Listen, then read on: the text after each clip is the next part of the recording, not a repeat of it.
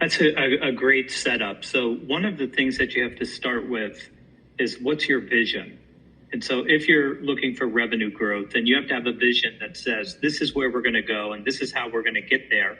And you have to be able to share that with a team.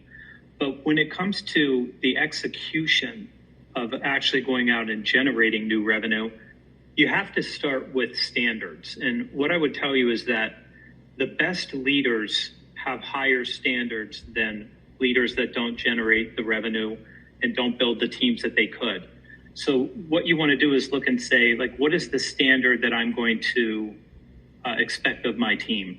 And I'll just give you a quick story about how I learned about standards. I had a great boss, and she was just very, very, very high standards. Like, nothing was good enough. You still have more capability, more potential in front of you.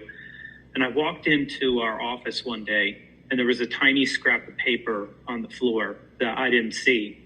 And she immediately chastised me and said, "You walked right by that piece of paper. This lobby represents who we are.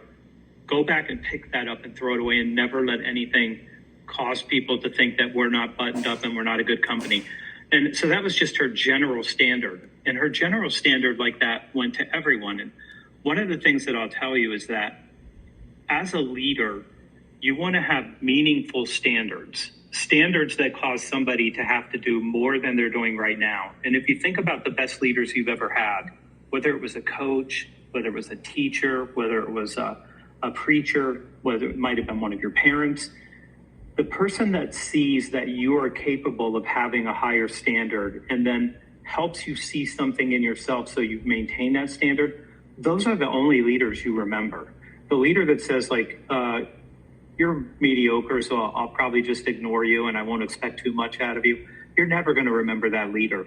They're going to remember you by how you help them become the person that comes after the person they are right now.